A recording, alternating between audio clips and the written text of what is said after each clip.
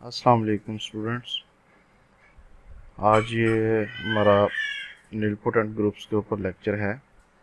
इसमें पहले हम नॉर्मल सीरीज़ की डेफिनेशन देखेंगे कि एक ग्रुप के अंदर नॉर्मल सीरीज़ से क्या मुराद है।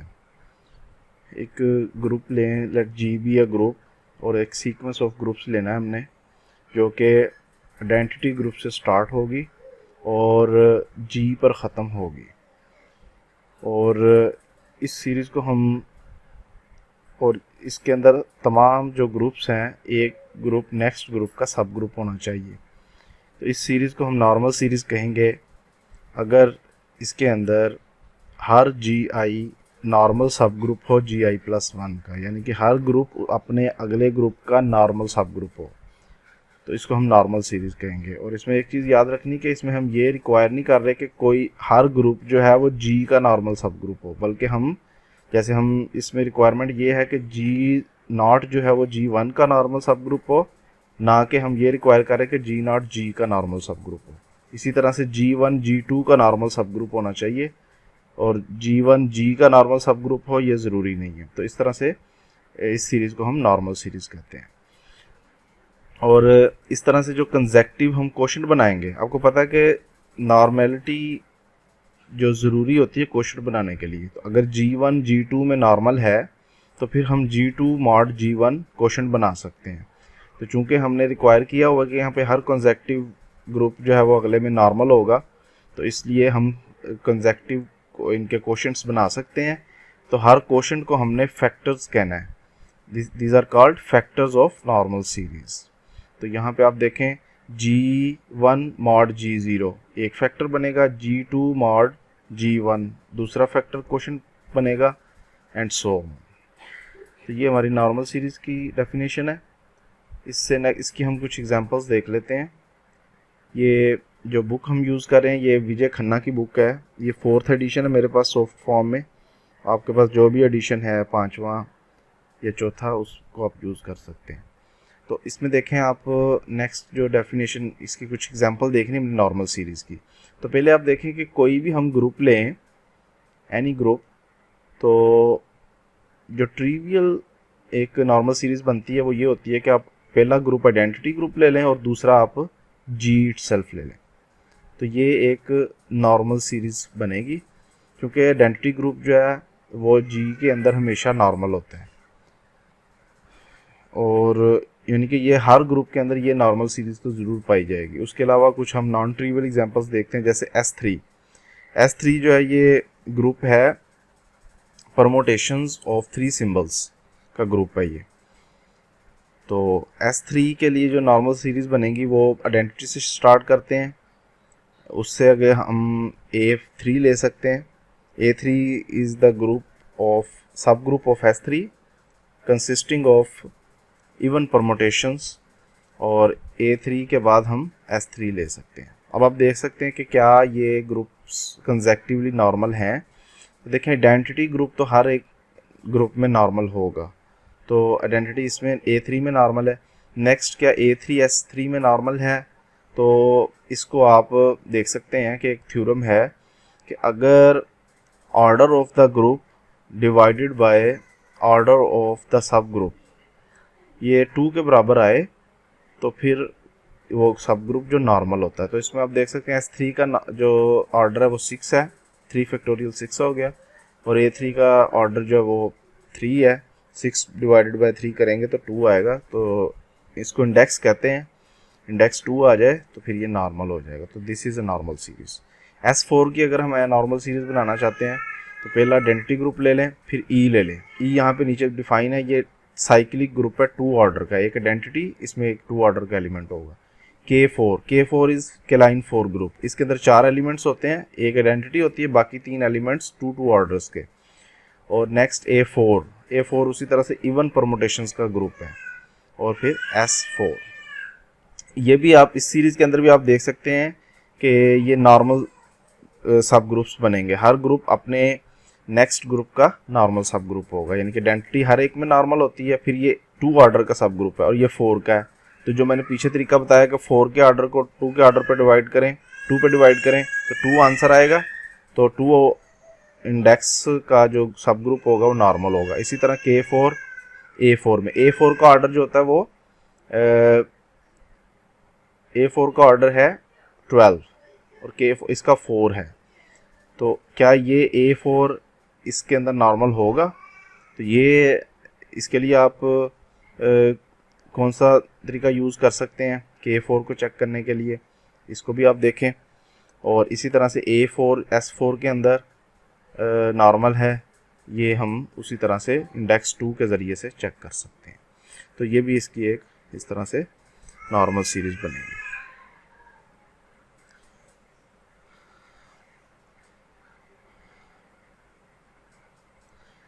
ओके, ये कुछ एग्जांपल्स हो गई इसकी। K4 जो वो A4 में नॉर्मल है। तो नेक्स्ट हम देखते हैं, अब हम निलपोटेंट ग्रुप की डेफिनेशन की तरफ चलते हैं।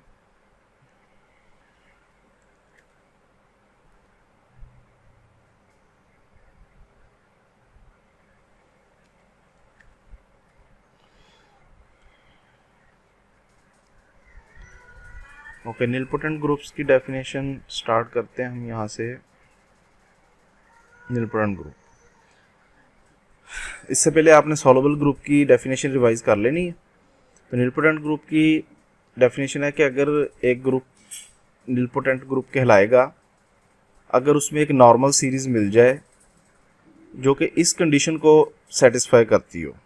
कंडीशन क्या है कि जो क्वेश्चन बनाना ना आपने GI का GI-1 से और फिर G का GI-1 से बनाना है क्वेश्चन, वो क्वेश्चन सेंटर में लाई करना चाहिए इस ग्रुप के।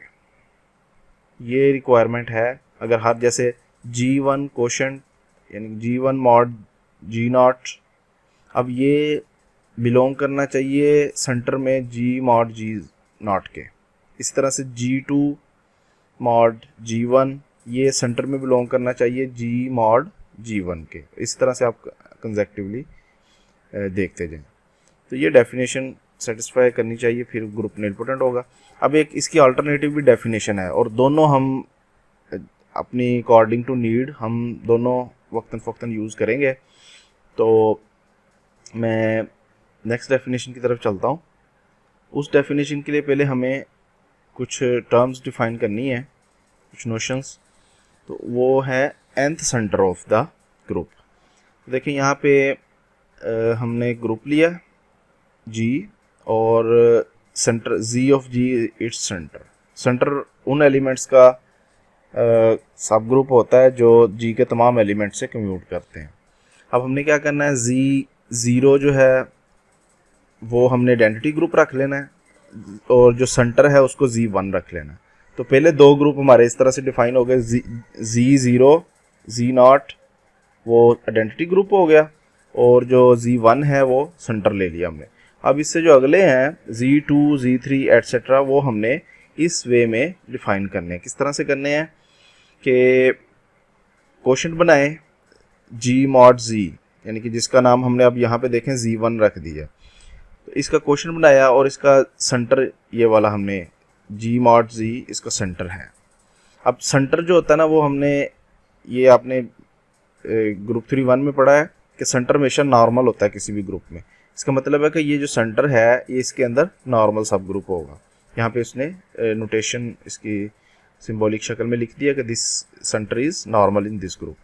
अब एक थ्योरम है, इसको आप कहते हैं fourth isomorphism theorem of groups. ये मैं यहाँ पे आपको डुमिट फुटे की बुक है वहाँ पे आप इसको मैं दिखाता हूँ, इसको आपने खुद भी स्टडी कर लेना है। ये थ्योरम आप देखें क्या है कि कहता है अगर आप क्वोशंट बनाते हैं, n एक नॉर्मल सब ग्रुप है, n इज अ नॉर्मल सब group of G, then there is a bijection from the set of subgroups of A of G which contain n। यानी कि G के वो सब ग्रुप्स जो n को कंटेन करते हैं और दूसरी तरफ है G मॉड n के सब ग्रुप्स। इन दोनों के दरमियान में एक बाइजेक्शन है। मतलब कि अगर आप एक ग्रुप लेते हैं G में जो n को कंटेन करता है तो वो ग्रुप G मॉड n में एक सब ग्रुप बनाएगा। और इसी तरह से अगर आप G मॉड n में एक सब ग्रुप लेते हैं तो आपको इधर G में एक सब ग्रुप मिलेगा जो n को कंटेन करता होगा। और इसमें ये प्रॉपर्टी है फिफ्थ प्रॉपर्टी जो हमने अप्लाई करनी है कि A is normal in G if and only if A, ये बार का मतलब है ए मॉड एन, ऊपर इसने बताया भी हुआ, यहाँ पे देखें ए बार का मतलब है ए मॉड एन।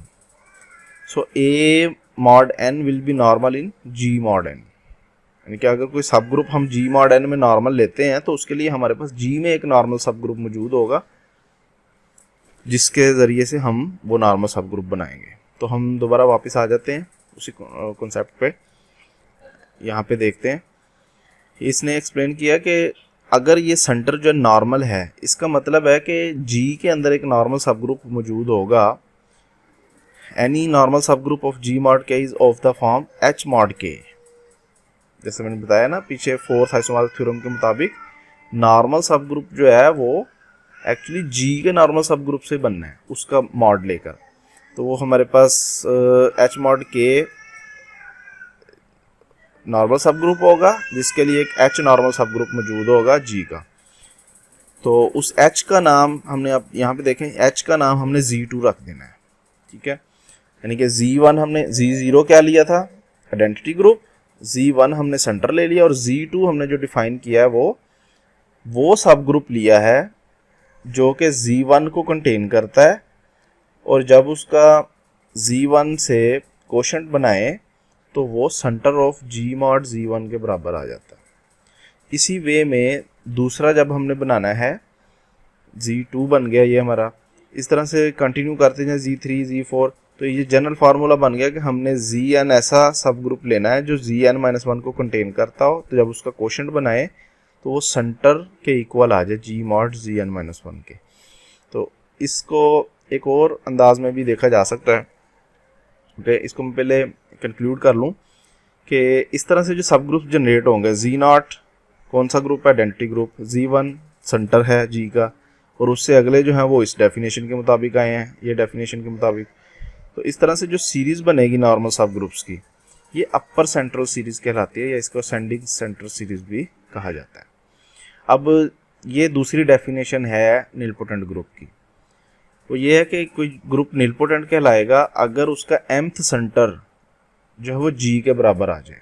आप देख रहे हैं कि ये सीरीज़ बढ़ती जा रही है, यानी कि Z0 जो सब ग्रुप है Z1 का, इसका मतलब Z1 या Z0 से बड़ा होगा या कम से कम उसके बराबर होगा।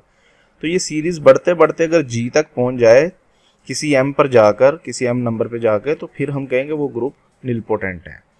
और ये जो m होता है, ये स्मॉलेस्ट m जो होता है जहाँ पर mth सेंटर जी के बराबर आ जाता है, उसको क्लास ऑफ निलपोटेंसी कहते हैं।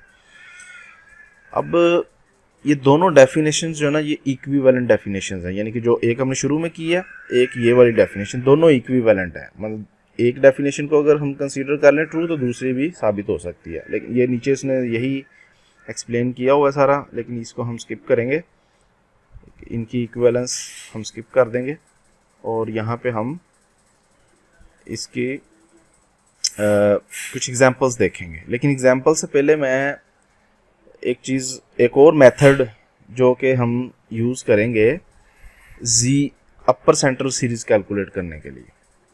आप यहाँ पे देखें इसमें कि अपर सेंट्रल सीरीज़ अगर मैं इस मेथड से कैलकुलेट करूँ ना, ये फार्मूला ये दिखने में काफ़ी डिफ़िकल्ट लगता है इस फार्मूले से, तो एक हम और मेथड देखते हैं। वैसे इसके मज़ीद दो और मेथड भी हैं, तो जो मैं यूज़ करूँगा वो एक और मेथड हम देखते हैं। उसके लिए मैं ये नोट्स आपको सेंड कर दूंगा जी। इसमें देखें जी, ये एक जी ग्रुप लिया उसने और सेंटर ऑफ जी उसने ये डिफाइन कर दिया, ये सेंटर ऑफ जी है। तो ये इसको हमने क्या रख लेना है Z1, और Z0 क्या होगा वो आइडेंटिटी ग्रुप होगा। अब हमने इसके बाद Z2 और Z3 Z4 ये कैलकुलेट करने हैं। तो कैलकुलेट करने का जो तरीका है वो नेचुरल होमोमॉर्फिज्म के ज़रिए कैलकुलेट करेंगे। ये नेचुरल होमोमॉर्फिज्म क्या होती है कि एक होमोमॉर्फिज्म है जी से जी मॉड सेंटर ऑफ जी तक, यानी कि जो भी आपका अंडर कंसिडरेशन ग्रुप है ना, अभी हमारे पास जी ऑफ जी है, जब हम Z1 Z2 कैलकुलेट कर लेंगे फिर इसकी जगह पे Z2 रिप्लेस हो जाएगा। तो फिर अभी हम इस पे फोकस करते हैं कि हमारे पास जी सेंटर ऑफ जी है जिसके साथ हमने क्वेश्चन बनाया है। ये डिफाइन कैसे होगी यहाँ पे मैं दिखाता हूँ आपको ये किस तरह से डिफाइन है। देखें पाई की डेफिनेशन है कि pi of G will be equal to G G of G, यानी कि ये जी जी ऑफ जी क्या है, image of G is coset of coset G G G, यानी कि यहाँ पे जी मॉड जी जी में क्या होगा, कोसेट्स होंगे सेंटर के, तो वो यहाँ पर जो एलिमेंट होगा वो उधर जाके उस कोसेट पे मैप करेगा जिसके अंदर, जिस कोसेट के अंदर वो मौजूद होगा। तो इसको नेचुरल प्रोजेक्शन कहते हैं, नेचुरल होमोमॉर्फिज्म कहते हैं।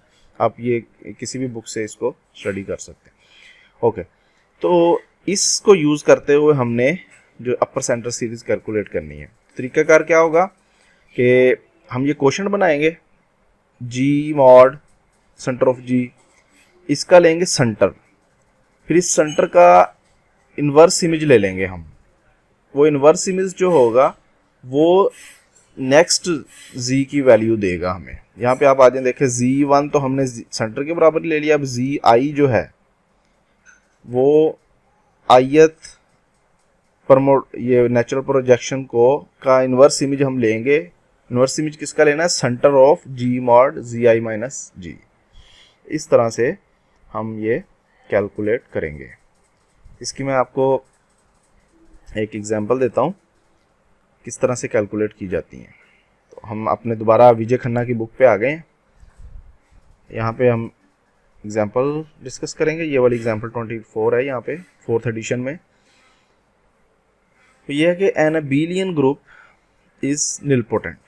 पहले ये देख लें, अबेलियन ग्रुप निलपोटेंट होता है कैसे। अबेलियन ग्रुप का जब आप सेंटर कैलकुलेट करते हैं ना तो वो जी के बराबर ही होता है। तो इसका मतलब है कि फर्स्ट सेंटर ही जी के बराबर आ गया। तो ये दूसरी जो डेफिनेशन हमने की थी उसके मुताबिक ये निलपोटेंट ग्रुप है और इसकी निलपोटेंसी क्लास 1 हो गई। और अब साइक्लिक ग्रुप्स चूंकि अबेलियन होते हैं तो साइक्लिक भी सारे निलपोटेंट हो जाएंगे। नेक्स्ट हम देखते हैं कि इसका कन्वर्स ट्रू नहीं है, यानी कि जो निलपोटेंट ग्रुप होते हैं वो ज़रूरी नहीं है कि अबेलियन हो या साइक्लिक हो। उसकी एग्जांपल हम दे रहे हैं Q8 से, यानी क्वाटर्नियन ग्रुप। ये आप देखें यहाँ पे दिस इज क्वाटर्नियन ग्रुप। क्वाटर्नियन ग्रुप को हम Q8 से रिप्रेजेंट करते हैं, Q8 से। और इसको यहाँ पे इन्होंने कैलकुलेट किया हुआ है पहली डेफिनेशन के ज़रिए से, और मैंने यहाँ पे इसको कैलकुलेट किया है दूसरी डेफिनेशन के ज़रिए से। मैं वो आपको दिखाता हूँ दूसरी डेफिनेशन। यहाँ से देखें, ये है Q8 हमारे पास। Q8 में ये 8 एलिमेंट्स होते हैं और नॉन अबेलियन ग्रुप है ये। इसको हमने निलपोटेंट शो करना है। तो निलपोटेंट शो करने के लिए हमने इसकी अपर सेंट्रल सीरीज कैलकुलेट करनी है। तो अपर सेंट्रल सीरीज कहाँ से शुरू होगी, Z0। Z0 मैंने बताया था कि हमने आइडेंटिटी ग्रुप लेना है, 1 ले लिया।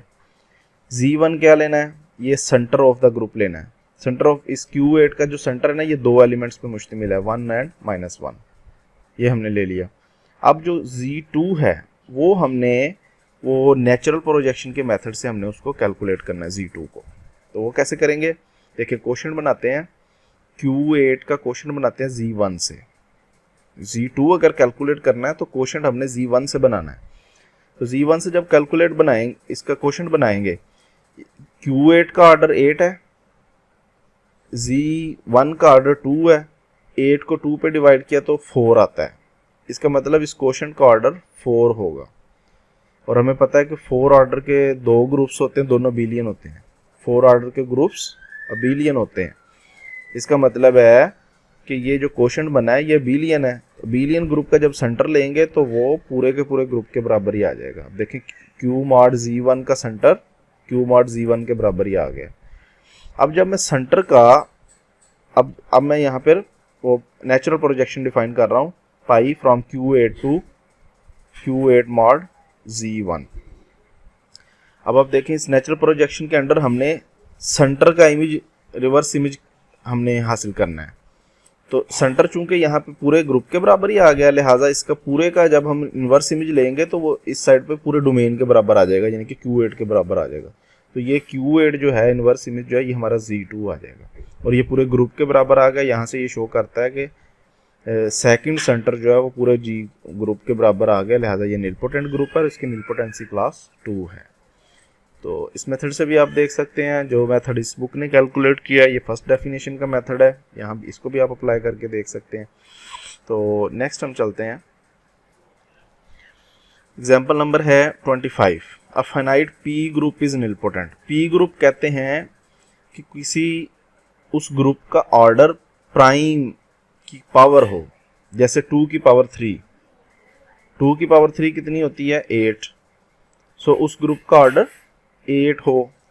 2 की पावर 5, 3 की पावर 3 भी एक प्राइम है, 3 की कोई भी पावर हो, तो यानी कि ऐसा ग्रुप जिसका ऑर्डर प्राइम पावर हो वो निलपोटेंट होगा।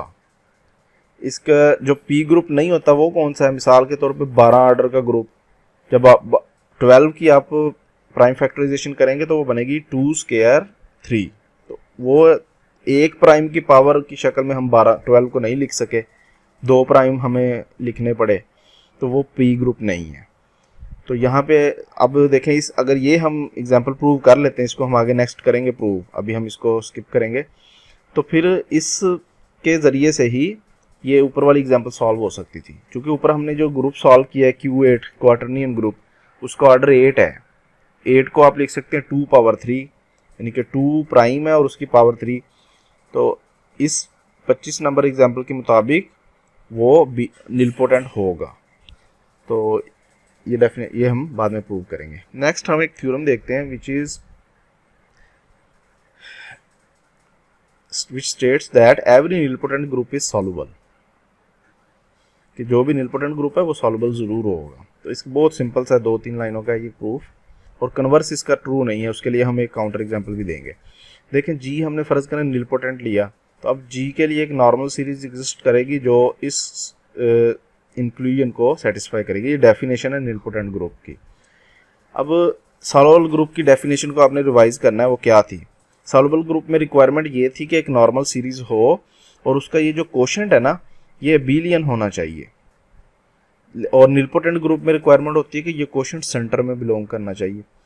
अगर ये सेंटर में बिलोंग कर रहा है तो सेंटर के अंदर वो एलिमेंट्स होते हैं जो अबिलियन होते हैं, जो पूरे ग्रुप के साथ कम्यूट करते हैं। तो इसका मतलब ये वाला पोर्शन, ये जो कोशेंट है, ये अबिलियन होगा क्योंकि ये सेंटर के अंदर है। सो अगर ये अबिलियन है तो ये सॉल्युबल ग्रुप की डेफिनेशन को सेटिस्फाई कर गया। छोटा सा प्रूफ है। नेक्स्ट हमने इसका कन्वर्स देखना है। कन्वर्स ट्रू नहीं होता इसका, यानी कि अगर हम कोई सॉल्युबल ग्रुप लेते हैं तो वो ज़रूरी नहीं कि निलपोटेंट हो। तो उसके लिए हम S3 की एग्जांपल ले लेते हैं। S3 जो है ना वो सॉल्युबल तो है, लेकिन ये निलपोटेंट नहीं है। ये आपने सॉल्युबल ग्रुप्स के अंदर स्टडी कर लिया होगा कि S3 is not soluble. S3 is soluble but ये निलपोटेंट नहीं है। यहाँ पे हमने सिर्फ ये दिखाना है कि ये निलपोटेंट नहीं है। तो देखें, Z0 हमने ले लिया आइडेंटिटी, और S3 का जो सेंटर है वो भी आइडेंटिटी आता है, S4 का भी आइडेंटिटी आता होता है, S5 का भी, सबका। तो S3 का आइडेंटिटी आ गया, तो जिस ग्रुप का सेंटर आइडेंटिटी आ जाए वो कभी निलपोटेंट नहीं हो सकता। ये एक मैं as a statement theorem proposition के तौर पे आप लिख लें। ये रिजल्ट ये मैंने यहाँ पे लिख दिया है, आप नोट कर लीजिएगा। जी भी है ग्रुप और जी उसका कोई सेंटर है, अगर सेंटर आइडेंटिटी के बराबर आ जाए किसी ग्रुप का तो वो निलपोटेंट नहीं होगा। उसकी वजह क्या है? देखिए यहाँ पे हमने देखा Z0 आइडेंटिटी के बराबर है और Z1 भी आइडेंटिटी आ गया। तो जब अपर सेंटर सीरीज में दो टर्म्स कंसेक्टिव एक जैसी आ जाए ना, तो उसके बाद वो सीरीज जो है वो स्टेशनरी हो जाती है, यानी कि वो फिर बढ़ती नहीं है। जब ये बढ़ेगी नहीं तो ये जी नहीं कभी भी बनेगी, यानी कि पूरे ग्रुप के बराबर कभी नहीं बनेगी। तो लिहाजा डेफिनेशन के मुताबिक ये निलपोटेंट नहीं होगी। तो नेक्स्ट इसने एक जनरल रिजल्ट लिख दिया कि यहाँ ऊपर तो हमने बताया ना कि S3 जो निलपोटेंट नहीं है, नीचे उसने बताया कि SN ना सिर्फ S3 बल्कि S4, S5, S3, S6, 7, 8 ये सारे निलपोटेंट नहीं होते। ओके, नेक्स्ट जो हमारे पास थ्योरम है ये है सब ग्रुप्स का। तो जब हम ग्रुप स्टडी करते हैं, अब उनके सब ग्रुप्स होते हैं, तो पहली हमारी ये ऑब्जर्वेशन हम देखते हैं कि क्या इसके सब ग्रुप्स निलपोटेंट होंगे। अगर फ़र्ज़ करें जो प्रॉपर्टी ग्रुप में है वही उसके सब ग्रुप में भी चली जाए तो हम उसके सब ग्रुप्स बड़ी आसानी से यूज़ कर सकते हैं बगैर किसी कॉम्प्लिकेशन के हमें पता होता है कि इसके सब ग्रुप में भी वो प्रॉपर्टी शिफ्ट हो जाएगी। तो निलपोटेंसी एक ऐसी प्रॉपर्टी है जो सब ग्रुप्स में भी शिफ्ट हो जाती है। तो यहाँ हमने इस थ्योरम में यही प्रूव करना है कि एक सब ग्रुप हो तो उसका एक ग्रुप हो तो उसका सब ग्रुप निलपोटेंट ही होता है अगर ग्रुप निलपोटेंट है। तो यहाँ पे हम ले लेते हैं H एक सब ग्रुप है और G एक निलपोटेंट ग्रुप है। अगर ये निलपोटेंट है तो इसके लिए एक नॉर्मल सीरीज एग्जिस्ट करेगी, वो नॉर्मल सीरीज आ गई जो कि इस कंडीशन को सेटिस्फाई करेगी। अब हमने शो करना है कि H जो है वो भी निलपोटेंट है, तो उसके लिए हमें H की एक नॉर्मल सीरीज दिखानी पड़ेगी जो इस तरह की कंडीशन को सेटिस्फाई करे। तो वो सीरीज हम एक्चुअली इसी सीरीज G वाली सीरीज से ही बना लेंगे। कैसे कि हर कंपोनेंट जो है ना इस सीरीज का उसको हम H से इंटरसेक्ट कर देंगे। ये देखें ये एक सीरीज बन गई है, हर GI को हमने GI को H से इंटरसेक्ट कर दिया, G1 को H से इंटरसेक्ट, G2 को H से इंटरसेक्ट किया। और ये हमें पता है कि दो सब ग्रुप्स को जब हम इंटरसेक्ट करें तो वो सब ग्रुप ही रहता है, इंटरसेक्शन सब ग्रुप ही आता है। और ये एक सिंपल सी एक्सरसाइज है कि आप अगर एक ग्रुप GI-1 GI में नॉर्मल है तो आप किसी ग्रुप के साथ इंटरसेक्ट करेंगे तब भी वो नए ग्रुप नॉर्मल ही रहेंगे। अब हमने करना क्या है, अब हमारी जो ये नई सीरीज बनी है हमने उसके लिए शो करना है कि ये ith कोशेंट जब हम बनाएं वो सेंटर में लाई करना चाहिए। अब ये कब लाई करेगा, जब हम शो कर दें कि इसका हर एलिमेंट इस ग्रुप का हर कोई भी एलिमेंट लें वो इस ग्रुप के तमाम एलिमेंट से कम्यूट करे। जब तमाम से कम्यूट करेगा तो वो सेंटर का एलिमेंट बन जाएगा, यानी कि सेंटर में चला जाएगा। तो ये काम हमने सामने रखते हुए नेक्स्ट प्रोसेस आपने देखना है, नेक्स्ट हम क्या कर रहे हैं इसके अंदर। तो हमने इसका एक एलिमेंट कंसीडर कर लिया, इसका आर्बिट्रेरी एलिमेंट ले लिया और ये राइट कोसेट्स के ज़रिए से हम लिख रहे हैं, यानी कि आप लेफ्ट कोसेट भी ले सकते हैं राइट भी ले सकते हैं। तो यहाँ पे हमने ये बुक के अंदर राइट कोसेट ही यूज़ किए जाते हैं, कोई इसमें फ़र्क नहीं है, लेफ्ट राइट आप जो भी यूज़ करना चाहें।